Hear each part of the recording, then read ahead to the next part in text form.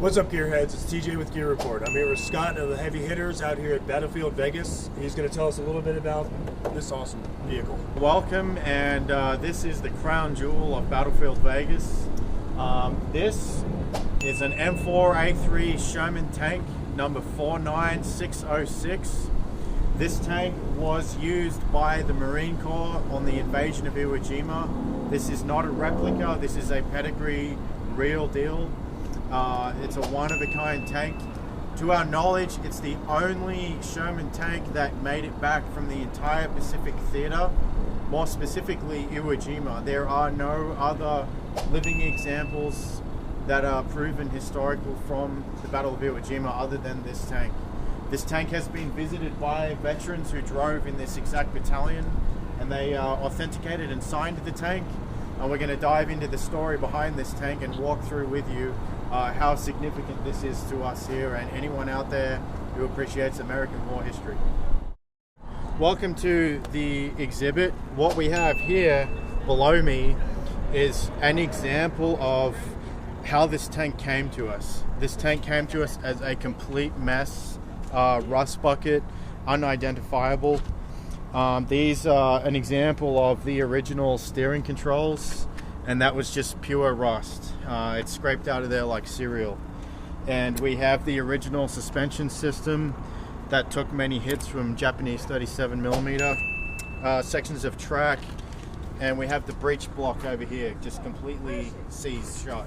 So that is out of the main gun. I'm going to move into the story with you behind this tank, and as I said, this is the only known example of a Marine Corps Sherman that is left in existence. So this was one of the very first tanks that Battlefield actually purchased, and there's an example of what it looked like here.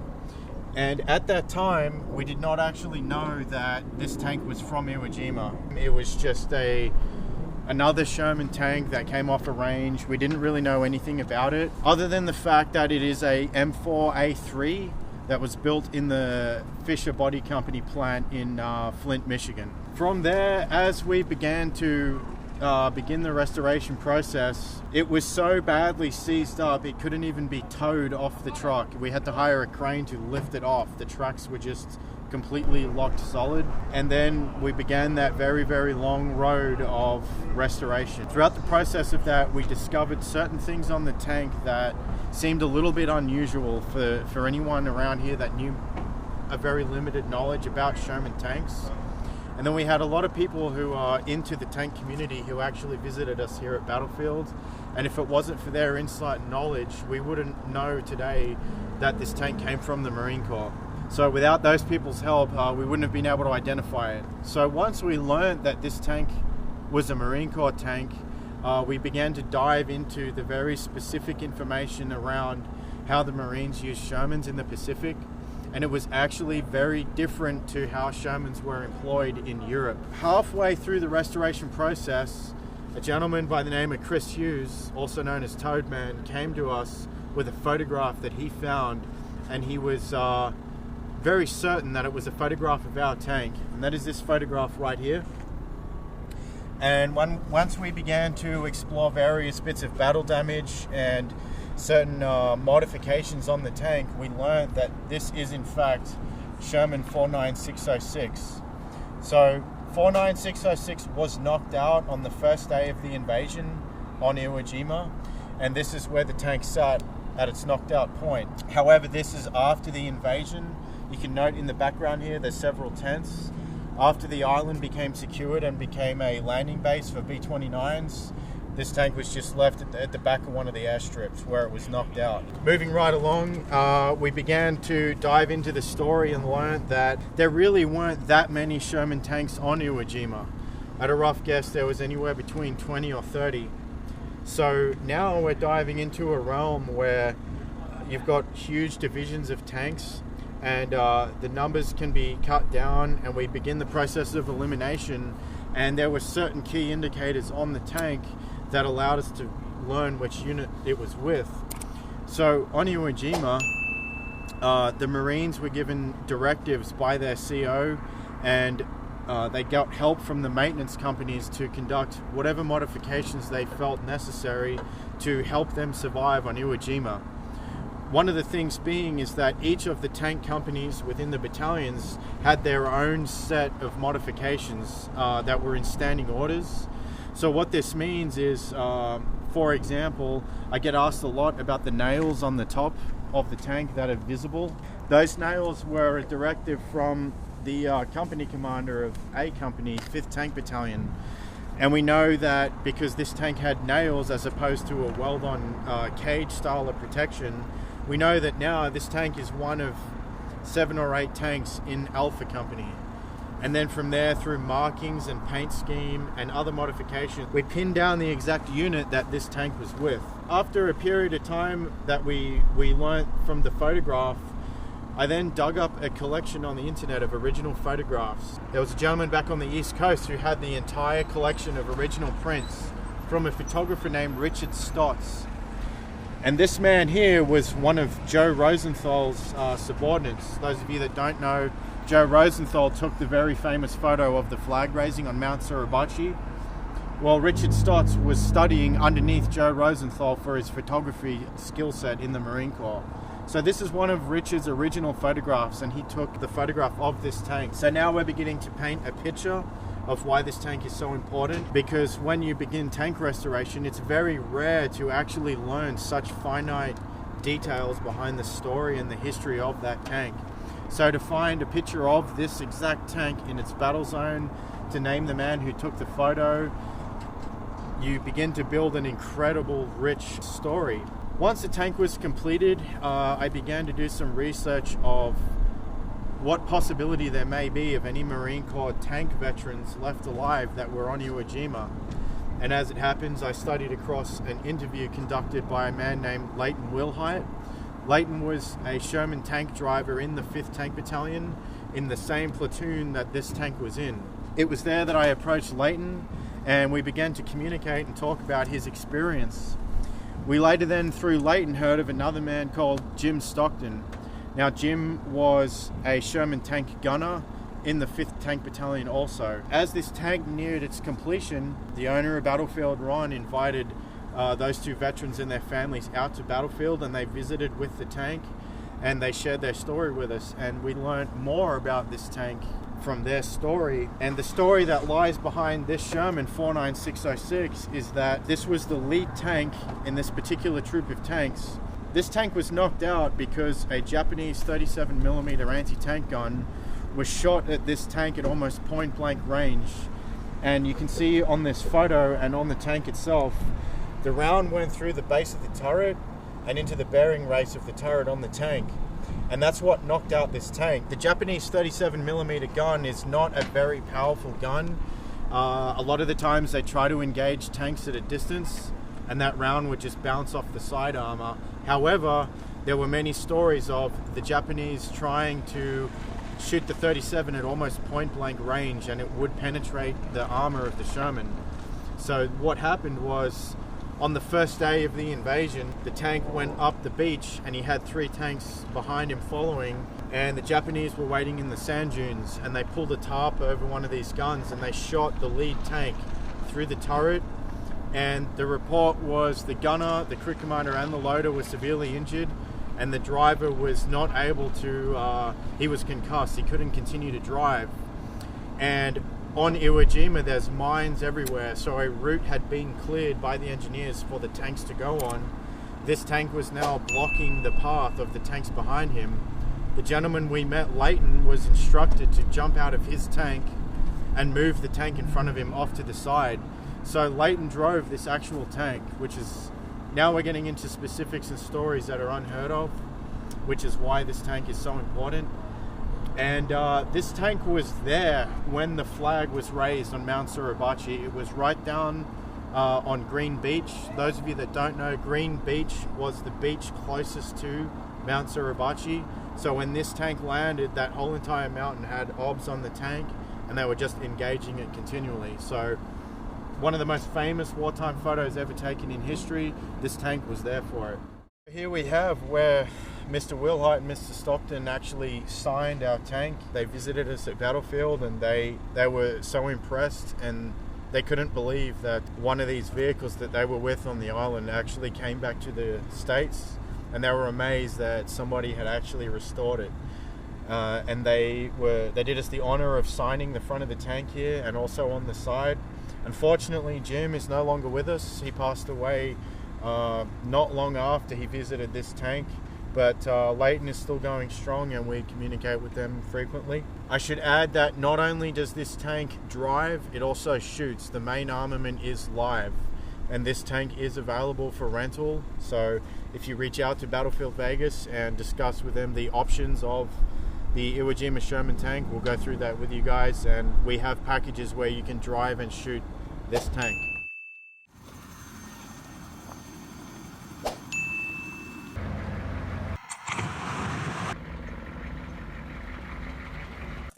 Buffer's going hot. Fire when ready. Hell yeah!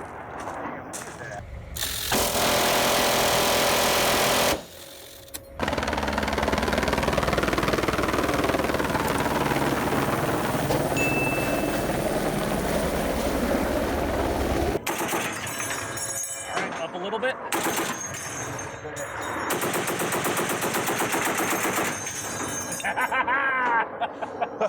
That's awesome, man.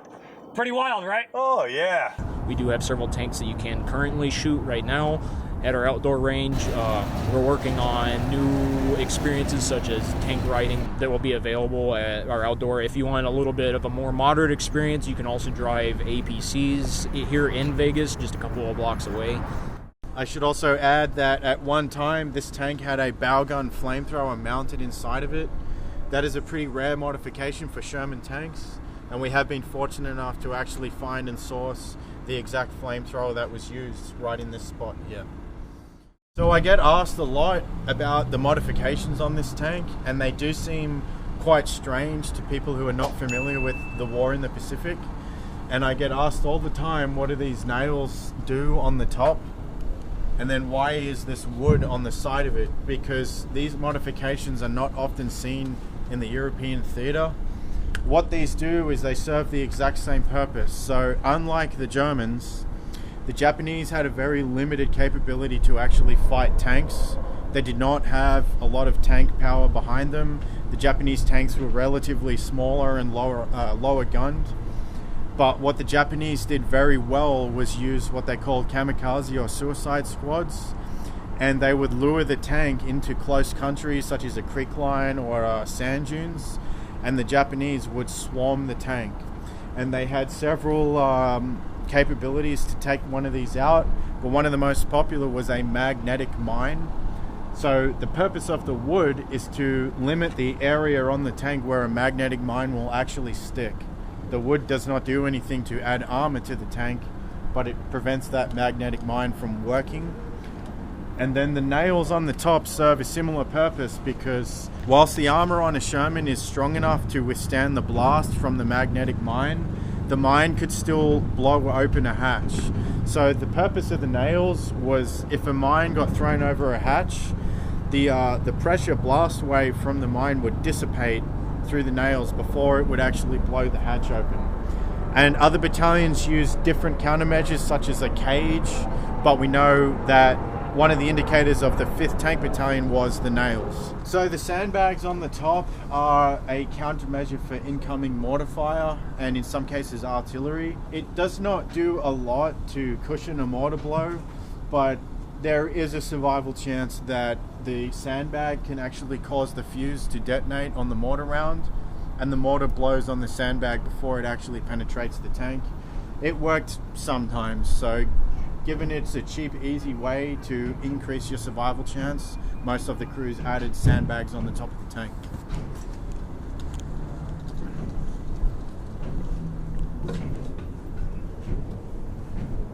Around the back here we have this drum on the back. It says water on the front and fuel on the side, and there's a lot of examples out there of tanks using external fuel cells. However, that's not the case with this one in particular.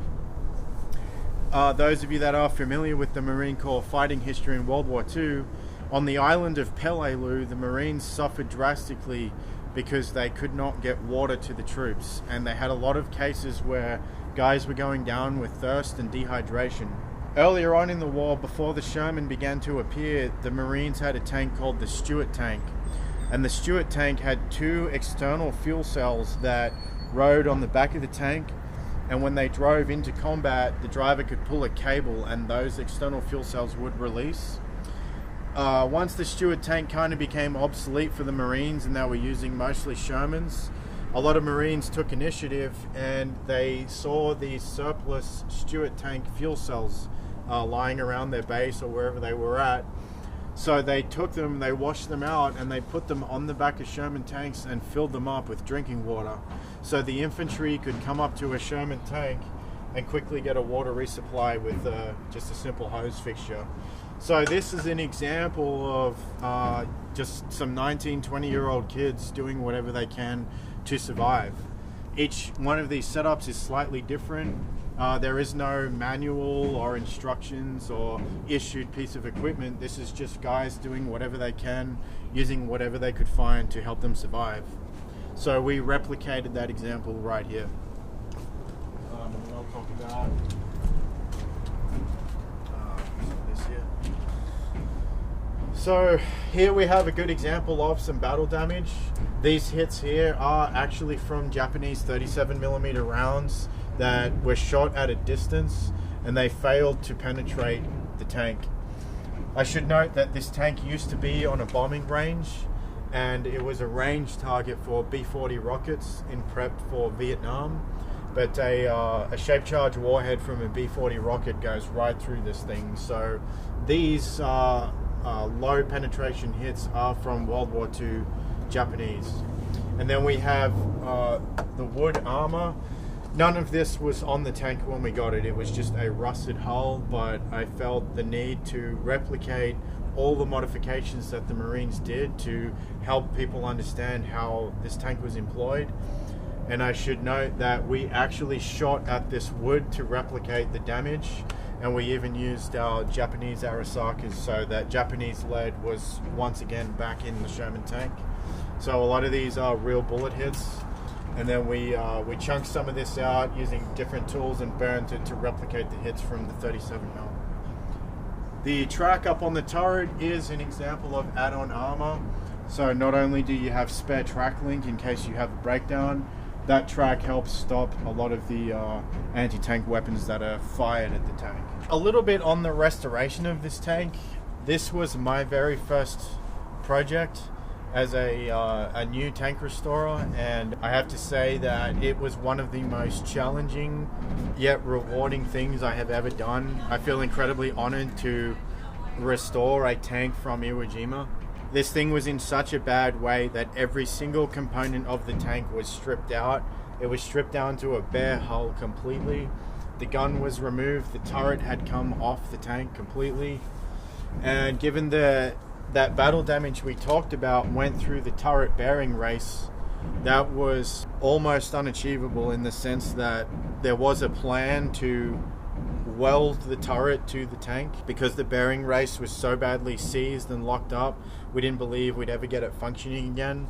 Those of you new to restoration, a bearing race is a factory machined surface. It has to be absolutely perfect, or the bearings lock up and the turret would become stuck. We sat there with a Dremel and very carefully filed away the damage and the rust, and a miracle came out of it, and we were actually able to have the bearing spin again on the race, and now we have a fully functional turret. This tank has been repowered. It does not use the original wartime engine.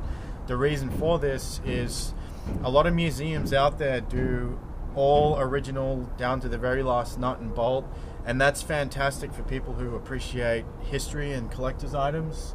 But a lot of museums are also behind glass, behind barriers, behind walls, and that's rightly so. That's what you need to do to preserve history. But sometimes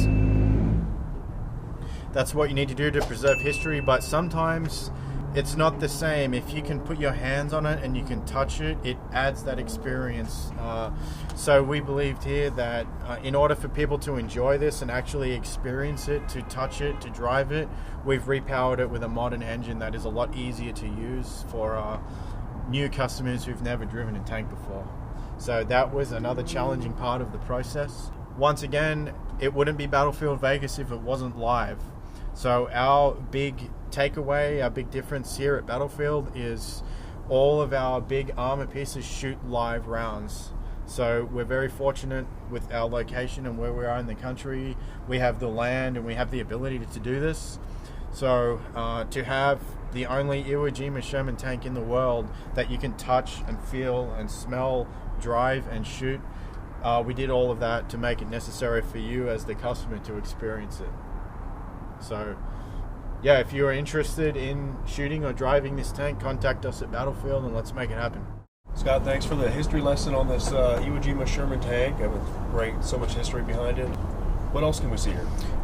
So later today we're going to go through some of our other projects. We have the Hand of God, which is the infamous 20mm Vulcan cannon that you can get behind and fire. We'll cover off on one of our other cool tanks, the T-54.